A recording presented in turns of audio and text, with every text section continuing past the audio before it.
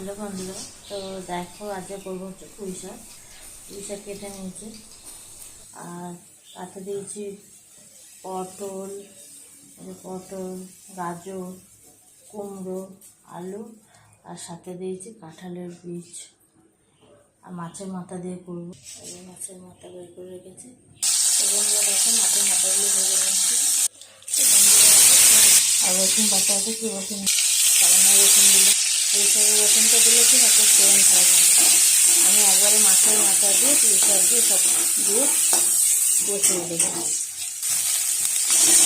হলুদ দিয়ে দিলাম, পরিমাণ মতো নুন দিয়ে দিলাম, টেস্ট হওয়ার জন্য চিনি দিয়ে দিলাম।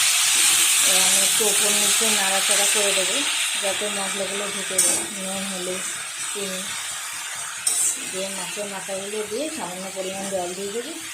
দিয়ে একটু সেদ্ধ হয়ে একবারে মাখা মাখা হয়ে যাবে। আর জলটা ফেলতে হবে না আর কি।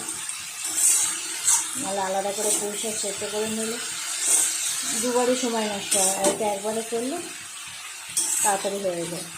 তো চলে আমি মাছের মাথাগুলো দিয়ে দিই। মাছের তেল রেখে বাটিতে জল দিলাম, পরিমাণ মতো দিয়ে দেবো। পরিমাণ মতো জল দিয়ে দিলাম, কারণ পুঁই শাক থেকেও জল বেরোবে। তো চলো এটা সেদ্ধ হয়ে যায়। ঢাকা দিয়ে নুন দেওয়া আছে, জলটা বেরিয়ে যাবে। তো চলো হয়ে যাক, আবার আসছি। তো দেখো বন্ধুরা, তোমাদেরকে তখন বললাম যে একবারে দিয়ে সব করে নিচ্ছি, মাখা মাখা হয়ে যাবে। তো দেখো মাখা মাখা হয়ে গেছে। চচ্চড়িটা কেমন লাগলো, চচ্চড়ির ভিডিও তোমরা অবশ্যই কমেন্ট করে জানিও। কমেন্ট করবে, জানো কমেন্ট করলে বেশি ভালো লাগে, জানো তো।